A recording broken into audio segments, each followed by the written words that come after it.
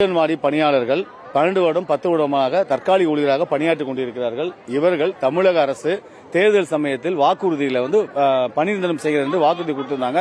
இதுவரைக்கும் எந்த பணி நிரந்தரம் செய்யவும் இல்லை. இவங்க 2-3 கட்டமா போராடிட்டாங்க. இது 3வது கட்ட போராட்டம்.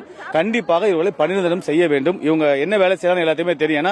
பொதுமக்களுக்கு இந்த அங்கன்வாடி ஊழியர்களும் சத்துணவு ஊழியர்களும் என்னென்ன பணிகள் செய்கிறார் என்று தெரியாது. இவங்க எஸ்ஐஆர் பண்றதுல இருந்து ஒரு குழந்தை பிறப்பு முதல் இறப்பு வரை அத்தனை வேலையும் செய்யறாங்க.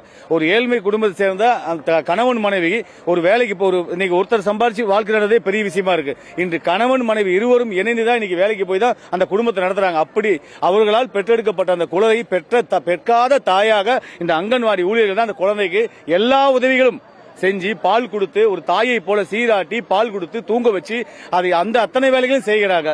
அதனால கண்டிப்பாக இவர்களை பணி நிரந்தரம் செய்ய வேண்டும் என்பதற்காக தமிழக வெற்றி கழகம் சார்பாக ஆதரவு தெரிவித்திருக்கிறோம். போராட்டத்தில் கலந்திருக்கிறோம்.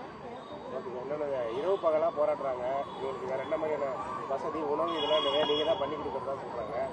இன்னும் இந்த போராட்டத்தை முடிவு கொண்டு வர தமிழக அரசு என்னதான் பண்ணணும்? தமிழக அரசு கண்டிப்பா முயற்சி பண்ணணும். நான் மட்டும் பண்ணல, எல்லாருமே இங்க வரவங்க அத்தனை பேர், உங்களை பாக்குறவங்க அத்தனை பேர், உங்களோட உழைப்பு உங்களுக்கு தெரியுது. என் குழந்தை நீதாமா பாத்துக்கிட்ட, என்னால முடிஞ்சது செய்யறமான்னு சொல்லு. எல்லாருமே இணைஞ்சு செய்யணும். இதற்கான அத்தனை உணவும் அந்த எல்லாத்தோட உதவி நான் எடுத்துக்கூட தப்பது. எல்லாருமே சேர்ந்து செய்யறாங்க. என்னுடைய பங்களிப்பும் இருக்கு. சேலம் மாவட்ட தமிழக வெற்றி கழகத்தின் பங்களிப்பு இதுல இருக்கு.